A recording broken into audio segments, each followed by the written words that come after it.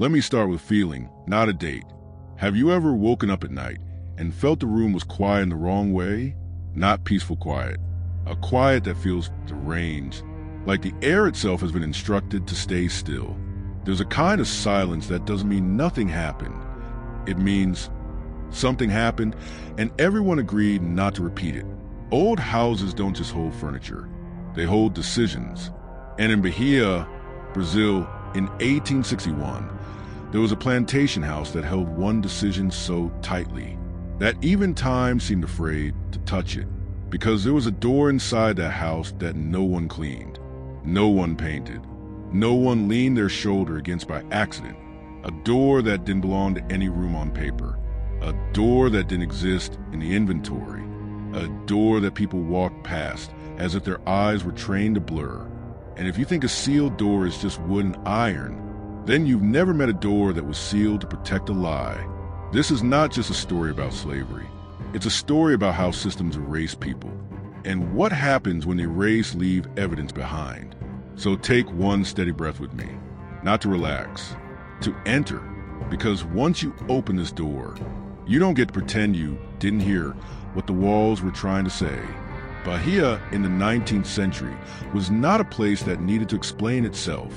It was a place that exported wealth and imported silence. Sugar, tobacco, cotton goods moved outward, but the truth stayed in. And the plantation system did not survive by being loudly monstrous every day. It survived by being organized. People imagine slavery as chaos, whips, screams, constant violence. But the most enduring cruelty is often quieter. It's the cruelty of paperwork, of records that decide who counts as a person and who counts as a loss. It's the cruelty of a society where a human being can vanish, and the only official consequence is a blank line in a ledger.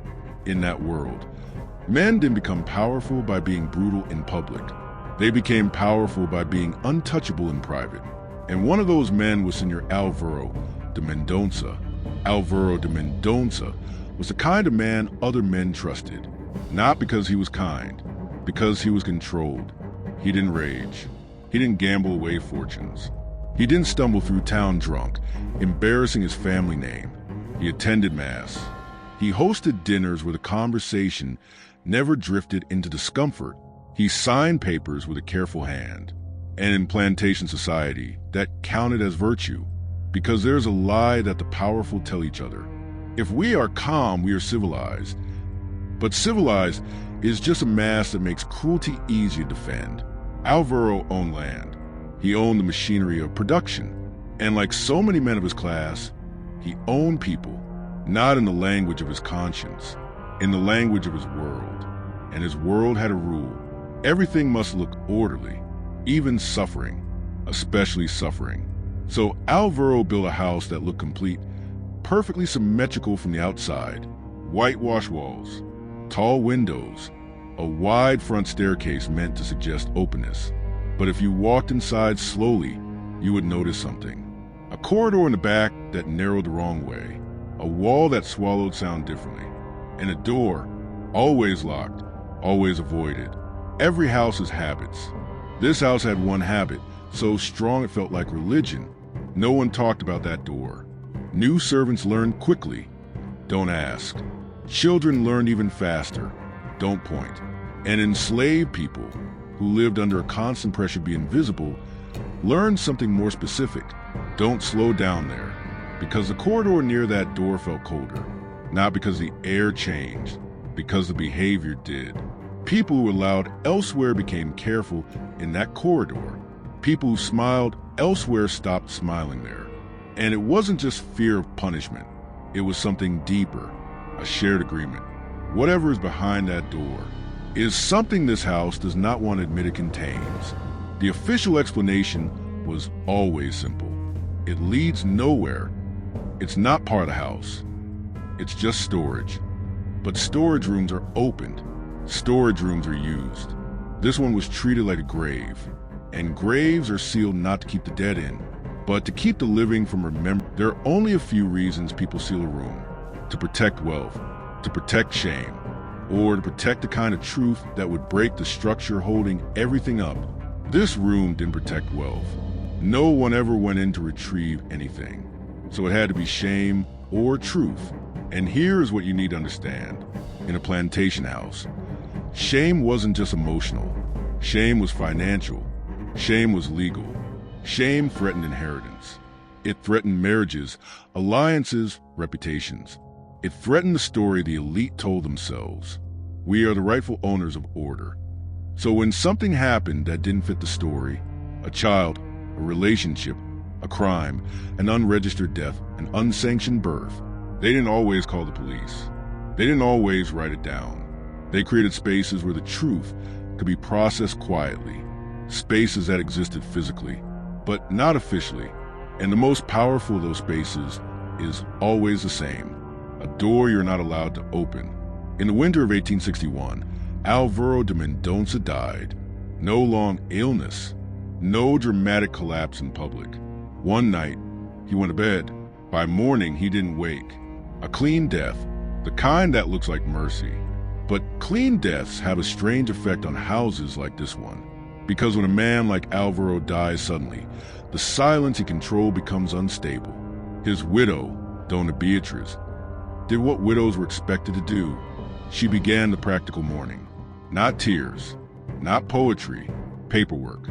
Clerks were called, lists were made, inventory began, because wealth must be counted. And in that world, even human beings were counted as assets, as labor, as units. The clerk walked through the house room by room, noting furniture, silver, paintings, books. Then he reached the back corridor and stopped because the blueprint didn't match the walls. There was a blank space, an architectural gap where the house clearly continued, a place where, on paper, nothing existed.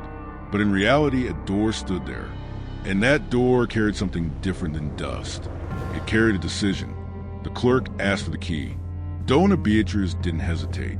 She didn't even look at the door. The key was lost. But keys are rarely lost.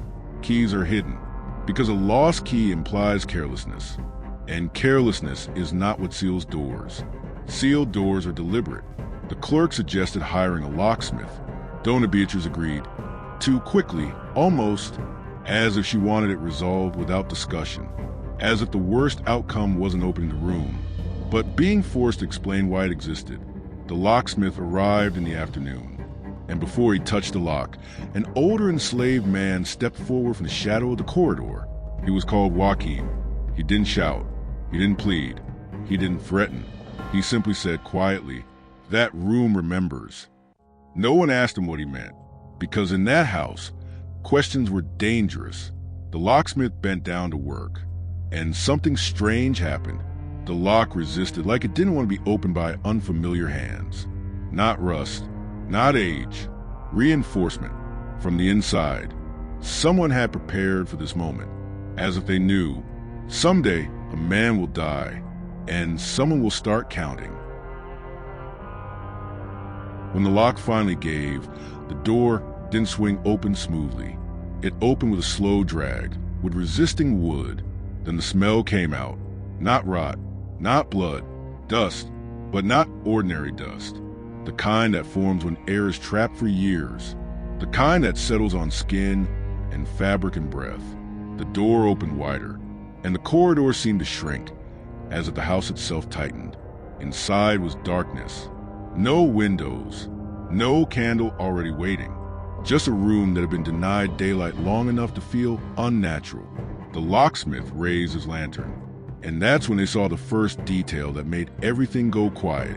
The inside of the door was reinforced with iron bars, not to keep intruders out, to keep something in. The space inside was small, not a bedroom, not a study, not even proper storage. There was no furniture, except a low wooden frame fixed to the floor, a crude platform, like someone had tried to build a bed quickly without making it look like a bed. There was a bucket in the corner, old, dry, stained with years. And then the walls.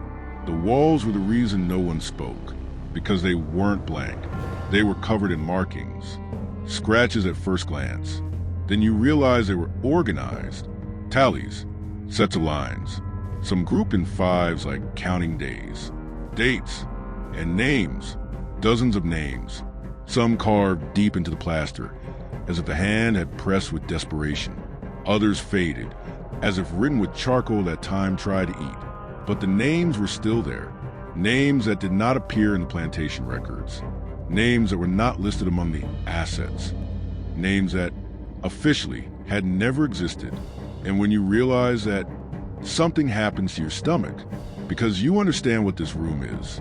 It isn't storage. It's a ledger, a human ledger, a place where bodies were held long enough to be moved, without ever being counted. At first, the clerk tried to read them like a list, but then he saw a pattern. The names were grouped. Some groups had dates beside them, and those dates matched something the clerk recognized. Shipment dates, times of sale, times when labor moved in and out, times when the plantation rebalanced. The tallies weren't random. They were time. Days spent inside, days waiting, days being held until the outside world was safe again. Safe for whom? Not for the people inside. Safe for the reputation outside. The clerk looked at Dona Beatriz. Her face didn't collapse. It tightened because she wasn't seeing a crime. She was seeing an emergency. And in elite houses, emergencies are not solved with honesty. They are solved with control. The clerk asked a question that should have been asked long ago. Who were these people? No one answered. And let me tell you what sealed rooms do in systems like this. They handle complications. Complications are things that don't fit the narrative. A pregnancy that could expose a man's private behavior. A child whose existence could challenge inheritance. A death that could draw attention. A punishment that could become rumor. And rumor was dangerous, not because it was morally wrong, but because it could become public. So sealed rooms were used as buffers. A human being could disappear into that room for a week and come out somewhere else. Sold, transferred, sent away, or not come out at all. Because death could also be processed quietly, not with headlines, with removal, and the plantation could remain orderly. The ledgers could remain clean. The dinners could remain polite. The church could remain satisfied, because the mess was hidden behind one door. Remember Joachim, the older man who spoke? That room remembers. He knew. How'd he know? Because in systems like this, everyone knows something, but not everyone survives saying it. Joachim had lived long enough to understand. The house had two histories, the one told in front rooms, and the one stored in back corridors. He did not want a room opened, not because he loved the secret, because he understood what happens after truth appears. The powerful do not confess. They respond, they cover, they erase again more efficiently. So when the door opened, Joachim didn't look relieved. He looked tired, as if he had watched this cycle before. Truth appears. Power panics. Power seals it up again. Dona Beatriz did not scream. She did not collapse. She did not order the house burned, at least not out loud. She did what people like her do when reality threatened status. She controlled the witnesses. She told the clerk the room was private property. She told the servants to leave. She told the locksmith to speak to no one. And she said something that reveals the entire mechanism of historical erasure. This is not a matter for conversation. Not, this is wrong. Not, this is evil. Just not a matter for conversation. Because conversation creates memory, and memory creates consequences. So she treated the room the way elite society treats the truth, like a fire that must be smothered before it spreads. Now listen carefully, because I'm going to say something uncomfortable. We can't name every individual who passed through that room. That's the point. Erasure works. But we can understand the categories of secrets such a room was built to contain.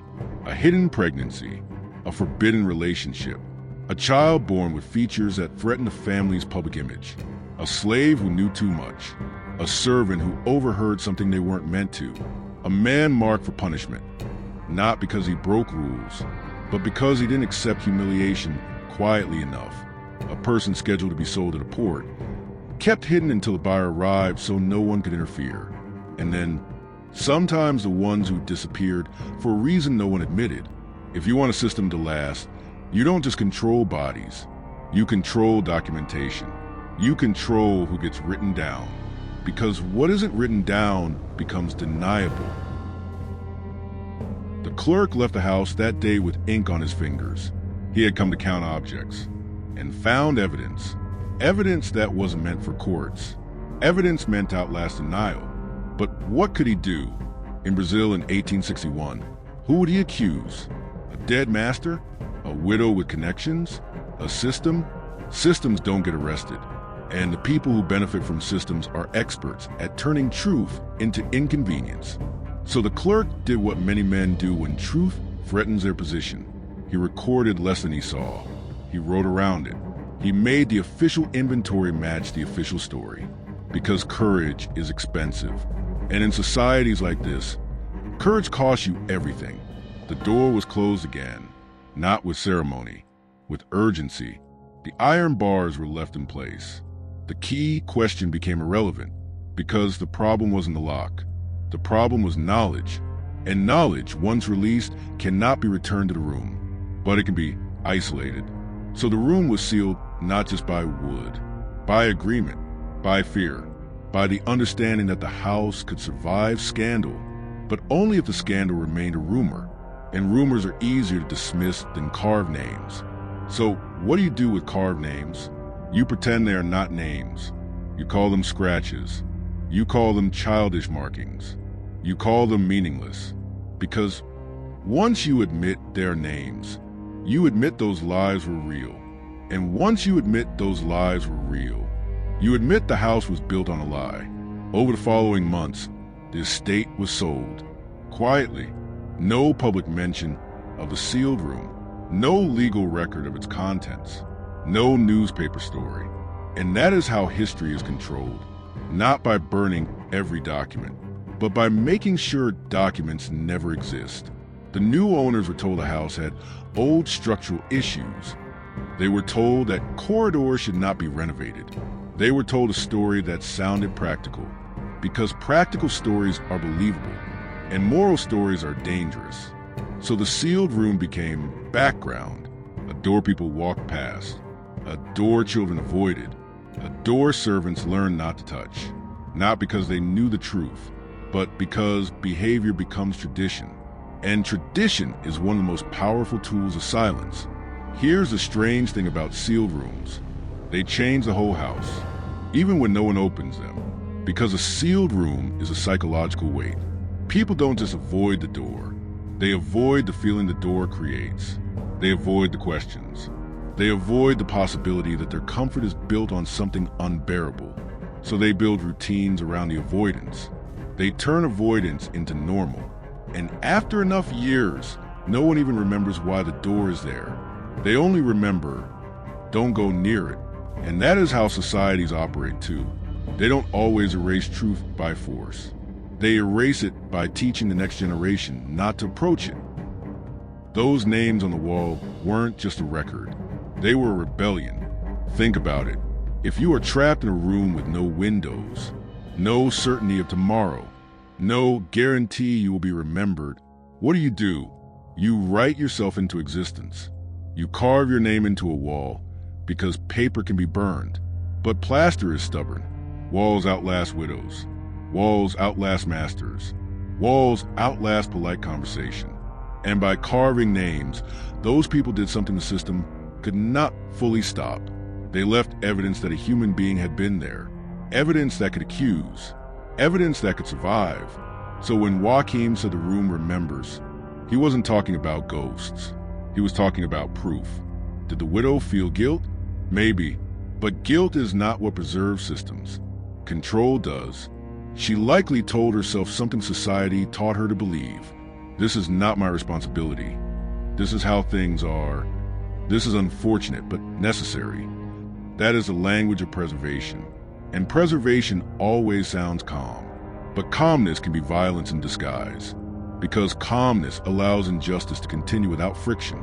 The room did not collapse the plantation system overnight, but it cracked something, not publicly, internally.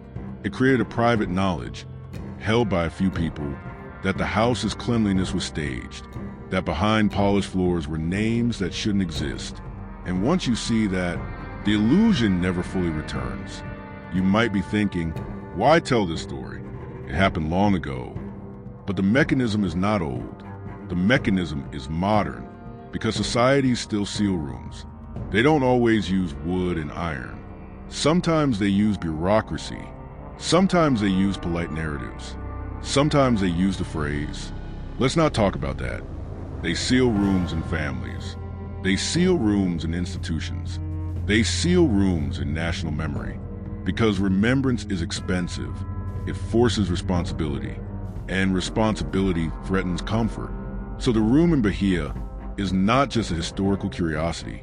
It's a lesson in how erasure works, how it becomes tradition, how it becomes normal, how it becomes silence. That plantation house, or what remains of it, still stands in some form, because houses like this don't disappear easily. They age, they decay, they become heritage, and sometimes they become tourist photographs. But the sealed room remains sealed in the culture. Even if the door is gone, the habit of looking away remains, and the names, whether they're still visible or not, already did their job. They survived long enough to prove something, that the system's greatest fear was not rebellion in the fields. It was memory in the walls. If you ever enter an old house and feel your breath slow, listen closely, because houses don't just make noise. They make statements. A sealed room is a statement. It says, something happened here, and power decided you did not deserve to know it. But the truth has a strange habit. It doesn't always break down the door. Sometimes it waits. Sometimes it moves through cracks. Sometimes it survives as a name carved into plaster. And that is why this story matters.